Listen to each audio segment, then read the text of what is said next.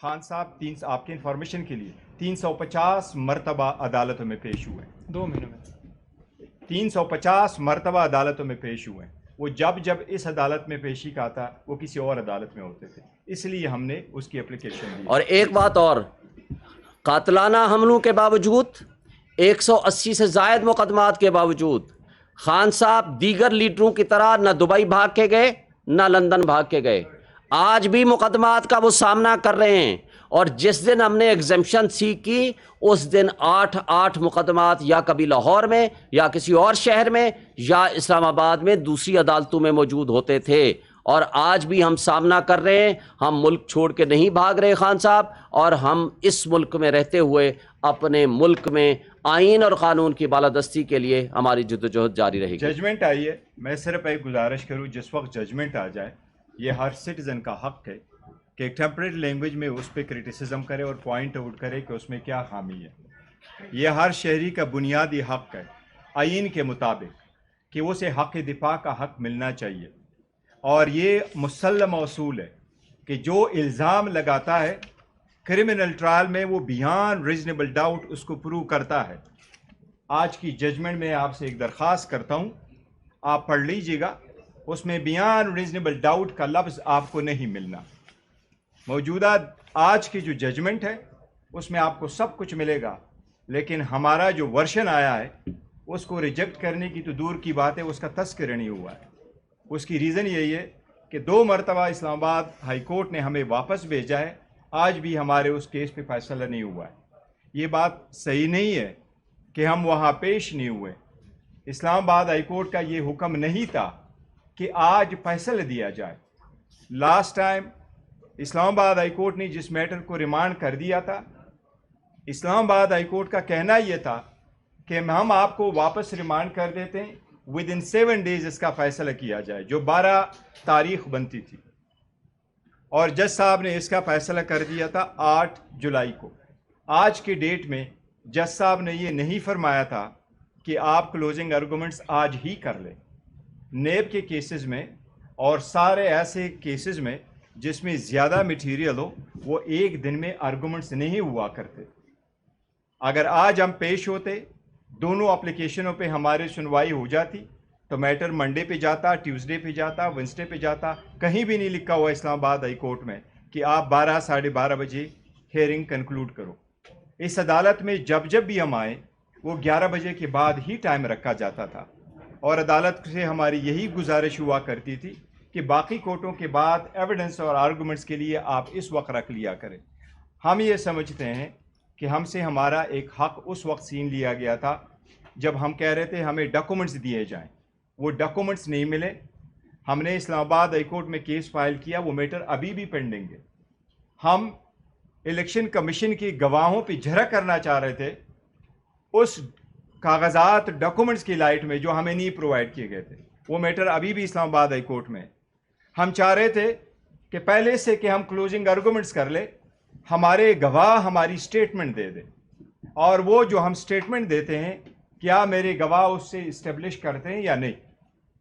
जो हमने लिखा है अपने टैक्स रिटर्न में, हमारा कहना यह था कि एसेट और statement of assets and liability, asset लिखाना अकाउंटेंट का काम है, कौन सा रिफ्लेक्ट करता है कौन सा डॉक्यूमेंट। उस पे आज भी नेक्स्ट वीक के लिए इस्लामाबाद हाई कोर्ट में हमारा केस फिक्स्ड है। हमारा इस जज साहब से ये गुजारिश होती अगर ये इसको टेकअप करते कि योर ऑनर इंसाफ के तकाज़ों को पूरा करते हुए मैंने खुद जज साहब से एक रिक्वेस्ट कर थी, बसद एहतराम मैंने उससे एक रिक्वेस्ट की थी। मैंने कहा योर ऑनर हम तो वकील है, कभी दाएं तरफ खड़े होंगे कभी बाएं तरफ खड़े होंगे, पर आप जज साहब हैं, हम आपके हुजूर खड़े होते हैं, हम आपका एहतराम करते हैं, लेकिन इंसाफ का ये सलेब आपके कंधों पर है। आपने लेवल प्लेइंग फील्ड प्रोवाइड करके दोनों को मुनासिब मौका देना है ताकि जो इस्तिगासा है वो अपने चार्जेस साबित कर सके और जो मुलजिम है वो उसमें कोई डेंट निकाल सके। ये हमारे मुसल्लम उसूल है क्रिमिनल क्लास के। हम ये समझते हैं कि हमारे आईनी कानूनी हकूक़ को तहफ़्फ़ुज़ ना करते हुए, उसको पामाल किए हुए ये जजमेंट दी गई है। अब मैं हमारी अदलिया से एक इल्तिजा ज़रूर है एज़ अ वकील हम हमेशा से जब हमारा केस हो जाता है तो प्रेस टॉक करते हैं ताकि अपना पॉइंट ले आए। हमारे आला अदलिया से बशमूल इस्लामाबाद हाई कोर्ट के कि हमें एक मौका प्रोवाइड किया जाए, जल्द से जल्द हमारे केस को सुना जाए। और ये हम या आप नहीं, ये इमरान खान या लारक्का वाला नहीं, ये पाकिस्तान की किसी भी शहरी के हकूक़ के तहफ़्फ़ुज़ की बात है, ये आइन की बात है, ये आला अदलिया की आज़ादी की बात है। हम सिर्फ उनसे ये गुजारिश करेंगे कि आप देख लें हमारे हकूक़ की पामाली हुई है कि नहीं। अगर आप कहें तो मैं आपसे एक रिक्वेस्ट करूँगा, जुल्फ़िकार अली भुट्टो का रेफरेंस जिस वक्त 2010 के बाद इस सुप्रीम कोर्ट को भेज दिया गया था तो इफ्तिखार मोहम्मद चौधरी ने ये होल्ड कर दिया था कि मैं इसमें अमाइकस अपॉइंट करता हूँ। द रीज़न बीइंग कि उसने कहा मुझे लग रहा है इस केस में शायद ड्यू प्रोसेस की वायलेशन हुई है। कितने मरतबा हम सुप्रीम कोर्ट में रेफरेंसेस भेज दिया करेंगे, कितने मरतबा हम इस बात पे फेल होंगे कि हमारे सिटीज़न के हकूक़ पामाल हो जाते हैं कि नहीं। हमारी अब आला अदलिया से ये एक गुजारिश है, आज भी हमने पिटीशन फाइल कर दी थी, ये हमारा हक़ है, कानूनी हक़ है। और ऐसा ही होता है पूरी दुनिया में, जो पार्टी हार जाती है अगर कानून में उसके पास राइट ऑफ अपील और पिटीशन है वहाँ जा सकते हैं। इस्लामाबाद हाई कोर्ट ने फैसला दिया, आज हम उसके ख़िलाफ़ सुप्रीम कोर्ट चले गए, ये हमारा आईनी हक़ है। आर्टिकल 185 में हमें यह हक़ प्रोवाइड किया गया है कि आप आ सकते हैं, सुप्रीम कोर्ट देख सकती है। अब ये जजमेंट जो आई है इसमें भी हम हाई कोर्ट जाएंगे। आला अदलिया से हमारी गुजारिश होगी कि इंसाफ के तकाज़ों को पूरा करते हुए हमें इंसाफ दिलाया जाए। अस्सलाम वालेकुम जी। पहली बात बताऊं कि इस केस के अंदर पहली ज्यादती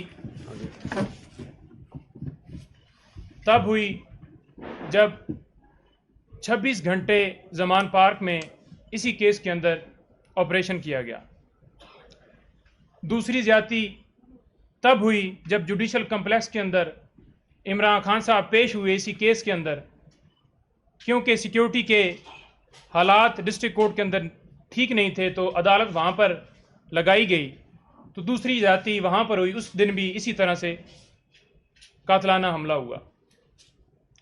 तीसरी ज्यादती इस केस के अंदर हुमायूं दिलावर साहब ने की, जब खान साहब को पुलिस लाइन के अंदर अदालत लगा के और वहाँ पर उनके ऊपर फ़र्द जुर्म आयद की गई। फ़र्द जुर्म के लिए कानूनी तौर पर तरीका ये है कि फ़र्द जुर्म पढ़कर सुनाई जाती है, उसकी मौजूदगी में, मुलज़म की मौजूदगी में लगाई जाती है। लेकिन ये प्रोसेस वहाँ पर फॉलो नहीं किया गया और ये एतराज़ भी उठाया गया, लेकिन ये रिकॉर्ड का हिस्सा नहीं बनाया गया। उसके बाद आप देख लें कि फेसबुक आईडी के हवाले से जज साहब ने खुद कबूल कर लिया कि ये आईडी मेरी है, लेकिन क्या उन्होंने आईडी के हवाले से कंप्लेन की एफआईए को? नहीं, कि मेरी आईडी जो है वो ब्लॉक हो गई है, उसके ऊपर से तस्वीरें गायब हो गई हैं, या किसी हैकर ने जो हैक कर ली है, कुछ ऐसा नहीं हुआ। 90 दिन के अंदर अंदर एफआईए अगर फेसबुक को ईमेल करती तो वो तस्वीरें रिकवर हो सकती थी, लेकिन ऐसा प्रोसेस नहीं किया गया, बल्कि हाई कोर्ट ने ये डायरेक्शन दी एफआईए को, आप उन लोगों को इन्वॉल्व करें जो फेसबुक के ऊपर या सोशल मीडिया के ऊपर हुमायूं दिलावर साहब के खिलाफ पोस्टें लगा रहे हैं। आज सुबह भी यही हुआ कि हमने जाके गुजारिश की, जो हमारे जूनियर लॉयर थे कि सीनियर कौंसल जो हैं वो वहाँ पर मसरूफ़ हैं, आज अलकादर ट्रस्ट केस और नैब तोशाखाना केस जो वहाँ पर लगा हुआ था नैब कोर्ट में, लेकिन जैसे पहले चल रहा था छुट्टियों के अंदर एक तो ये केस चलाया जा रहा था, जज साहब पहले लिस्ट में शामिल ही नहीं थे और बाद में एक नई लिस्ट के ज़रिए 5 दिन के लिए उन्हें ड्यूटी लगाई गई, और छुट्टियों के अंदर ट्रायल जो है वो इस नौइयत के मामलात जो है वो चलते ही नहीं है, सिर्फ बेल्स वगैरह अर्जेंट नौइयत के मामलात चलते हैं। लेकिन जज साहब जैसे पहले चला रहे थे केस, आधे आधे घंटे पे वो रख कर 12 बजे उन्होंने फैसला रिजर्व किया, और ऑर्डर के अंदर किसी कौंसल का, किसी वकील का नाम ही नहीं लिखा गया कि कोई पेश हुआ है। मैं खुद उधर मौजूद था, दूसरे हमारे कुलीग वहाँ पर मौजूद थे, ख्वाजा हारिस साहब मौजूद थे, लेकिन ऑर्डर के अंदर उनका नाम ही उस टाइम नहीं लिखा गया। और 12 से लेकर आप देख लें कि अगर 12:30 का टाइम रखा गया है फैसले का, तो कोई क्या एक बता दें कि इतनी जल्दी इतनी स्पीड में 30 सफ़ों का फैसला जो है वो लिखा जा सकता है। उन्होंने कहा जी कि मैंने 30 सफ़ों का फैसला जो है वो आधे घंटे के अंदर अंदर लिख लिया है। इसके साथ साथ आप ये देख लें कि फेयर ट्रायल जो है इस केस के अंदर पहले दिन से लेकर आज तक खान साहब को एविडेंस करवाने का या उनको जो प्लीडर मुकर्रर किया गया उस वक्त भी उनकी मर्जी नहीं शामिल थी। ख्वाजा हारिस साहब को अदालत के ऑर्डर से प्लीडर मुकर्रर किया, हालांकि शहादत के लिए एक्यूज का खुद होना जरूरी है या फिर अगर वो प्लीडर किसी को मुकर्रर करे तो तब होती है, लेकिन क्रॉस भी इसी तरह से किया गया। और हाई कोर्ट के अंदर हम गए, सुप्रीम कोर्ट के अंदर गए, 3 महीने हमारे हो गए हैं। ये जो जज हुमायूं दिलावर साहब हैं इनके ऊपर एतराज उठाए हुए कि ये हमारा केस ना सुने, लेकिन सुप्रीम कोर्ट कहती है कि इसके ऊपर आप जो है फैसला दें, तब इसके ऊपर फैसला दिया जाता है। और जिन हवालों का जिक्र दिया जाता है वो इस केस से रिलेटेड ही नहीं है, और जो एविडेंस दी जाती है किसी तरह से उसको कबूल ही नहीं किया जाता, इग्नोर करके फैसला दे दिया जाता है कि आपकी दरख्वास्त जो है खारिज की जाती है।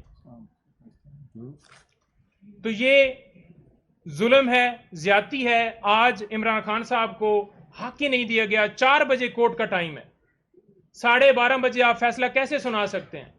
हाई कोर्ट ने अपने ऑर्डर के अंदर ये नहीं लिखा किसी जगह के ऊपर कि 1 दिन के अंदर आपने फैसला सुनाना है। और जैसा कि शुएब शाहीन साहब ने पहले बताया कि वहां पर एविडेंस के हवाले से आपने नोटिस भी कर दिए, तो वो एविडेंस जो है वो अब फिर किधर, उस पटिशन के ऊपर जो नोटिस हुए हैं वो पटिशन कहां पे खड़ी है?